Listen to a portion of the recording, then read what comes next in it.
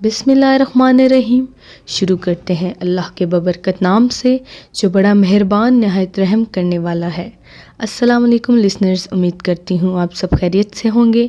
मैं आपकी होस्ट मोहसिना बतूल और मैं सभी सुनने वालों को अपने चैनल अंधेरी रात और वो में वेलकम करती हूँ।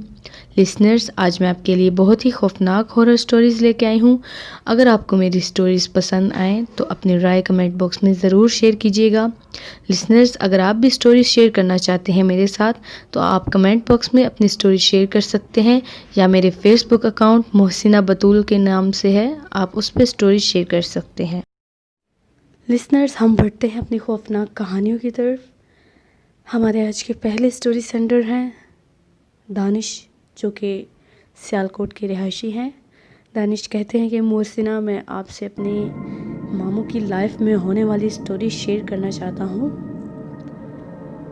मेरे मामू यूके के रिहायशी हैं और वो एक प्राइवेट जॉब करते हैं। एक दिन मेरे मामू के ऑफिस के कोलीग उनके घर रहने के लिए आए। उन्होंने कहा कि सर, मैं आपके साथ नाइट स्टे करूँगा और कल हम दोनों मिलकर ऑफिस चले जाएंगे। मेरे मामू ने कहा ठीक है। रात देर तक वो दोनों मूवी देखते रहे, बातें वगैरह करते रहे। जब काफ़ी देर हो गई, मेरे मामू ने कहा कि अब हमें चलकर सोना चाहिए। मेरे मामू अपने ऑफिस कोलीग को लेकर अपने सेकंड फ्लोर पर सोने के लिए चले गए। मेरे मामू और उनके ऑफिस कोलीग एक ही बेड पर लेट गए। जब रात के 2 का वक्त आया, मेरे मामू के ऑफिस कोलीग कहते हैं कि मुझे ऐसा लगा जैसे कोई दर्द भरी आवाज़ में रो रहा है और सांस ले रहा है। इस शोर से मेरे ऑफिस कोलीग की आंख खुल गई। उसने अपने मोबाइल की टॉर्च को ऑन किया और अपने इर्द गिर्द देखने लग गया। कहता है कि जब मैंने सर आपकी साइड पर लाइट की, मैंने देखा कि आप ज़ोर ज़ोर से अपने बेड पर बैठकर हिल रहे थे। मैंने जब आपके कंधों पर हाथ रखा, आपने एकदम फेस मेरी तरफ टर्न किया और आपने अपना पूरा मुंह खोल लिया और आपका फेस इस कदर भयानक हो गया कि मैं चीखता हुआ बाहर की तरफ भागा और बेहोश हो गया। फिर जब मैंने सुबह के टाइम अपने ऑफिस कोलीग को वहाँ देखा, मैंने उसे उठाया। उसको बहुत तेज़ फीवर हुआ था। फिर उसने रात का सारा वाक़या मेरे साथ शेयर किया। उस दिन वो बहुत ज़्यादा खौफज़दा हो गया था। मैं भी उसके वाक़े से बहुत ज़्यादा खौफज़दा हो गया था। फिर मैंने उस रूम में सोना बंद कर दिया। फिर एक दफ़ा मेरे मामू कहते हैं कि रात के वक्त मैं फ्री होकर शॉवर लेने के लिए वॉशरूम गया। मेरे मामू की आदत है कि वो नहाते वक्त एक सॉन्ग प्ले करते हैं, एक सॉन्ग गाते हैं, हरे राम हरे कृष्णा हरे राम। मामू कहते हैं कि मैंने जैसे ही गाना स्टार्ट किया, एकदम से मेरे वॉशरूम में बहुत ज़्यादा तादाद में जिन्नात आकर खड़े हो गए और मुझे देखने लग गए। मेरे मामू कहते हैं कि जैसे जैसे मैं गाना गाता जा रहा था, वो जिन्नात और ज़्यादा बढ़ते चले गए। मैं देखते ही बेहोश हो गया। थोड़ी देर के बाद जब मुझे होश आया तो मैंने देखा कि नल उसी तरीके से ऑन था और मैंने उस नल को बंद किया। मैंने अल्लाह ताला का कलाम पढ़ा, दरूद पाक पढ़ा, आयतुल कुर्सी और कुल शरीफ पढ़कर अपने ऊपर हिसार किया।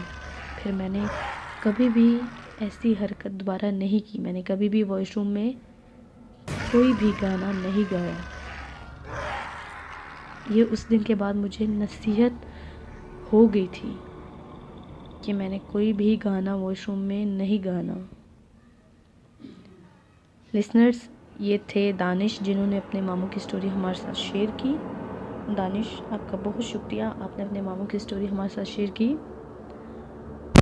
लिसनर्स, जैसे दानिश के मामू ने अपनी स्टोरी में कहा कि मुझे नसीहत हो गई थी कि मैंने वॉशरूम में दोबारा कभी भी गाना नहीं गाया। न जाने उस गाने की वजह से वो जिन्नात हिंदू थे जो उस वक्त नाम सुनकर उस गाने पर हाजिर हो गए उनके सामने।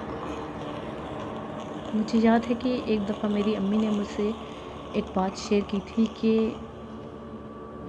इंसानों के साथ हर वक्त जिन्नात मौजूद होते हैं, हम उनको देख नहीं सकते, लेकिन वो बहुत ज़्यादा तादाद में हमारे साथ मौजूद होते हैं। वो हमारी सारी एक्टिविटीज़ को नोट करते हैं। बाज़ औक़ात जब वो हाज़िर होते हैं या हमें नज़र नहीं आते तो वो वैसी ही हरकत करते हैं जैसे जैसे हम करते हैं, वो हमारी कॉपी करते हैं। बाज़ औक़ात हमें नुकसान पहुंचाते हैं, लेकिन बाज़ जिन्नात जो हमारे साथ मौजूद होते हैं वो हमें फ़ायदा भी पहुंचाते हैं। लिसनर्स, इसी के साथ हम बढ़ते हैं अपनी आज की दूसरी खौफनाक कहानी की तरफ, जो कि मेरी फूफो ने कल रात मेरे साथ शेयर की। मेरी फूफो खारियाँ की रहायशी हैं। तब मेरी फूफो अपने पुराने घर में रहती थी। लिसनर्स, हमने अपनी फूफो का घर देखा है और हमने बाकायदा वहाँ पर काफ़ी दफ़ा महसूस भी किया था किसी चीज़ को। हमारी फूफो के जो घर का ऊपर वाला पोर्शन था वो काफ़ी बंजर, टूटा हुआ वीरान टाइप था। वहाँ पर मशहूर था कि लोगों ने काफ़ी दफ़ा एक औरत को रोते हुए भी सुना था। खैर, वो मैं आपसे नेक्स्ट स्टोरीज़ में शेयर करूँगी।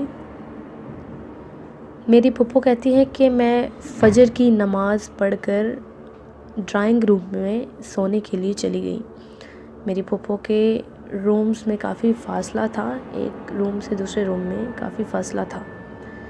फूफो कहती हैं कि जैसे ही मेरी आँख लगी, थोड़ी देर के बाद मुझे बहुत ही खौफनाक किसी चीज़ के सांस लेने की आवाज़ आई, जैसे कोई बहुत ज़ोर ज़ोर से ख़तरनाक तरीके से सांस ले रहा है।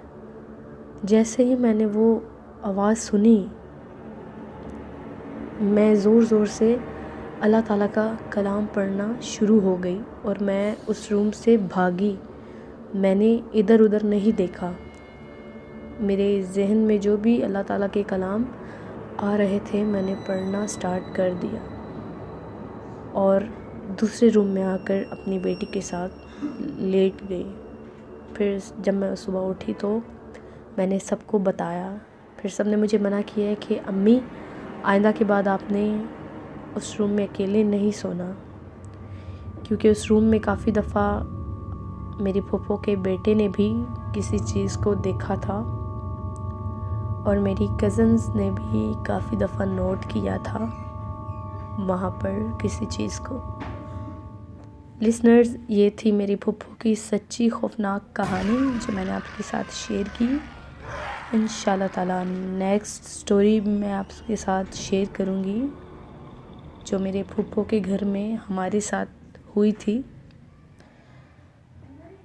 लिसनर्स, इंशाल्लाह आपसे अगली स्टोरीज़ में मुलाकात होगी। तब तक के लिए आप अपना और अपने घर वालों का बहुत ख्याल रखिएगा। मुझे दुआ में याद रखिएगा। अल्लाह हाफ़िज़, अल्लाह निगहबान।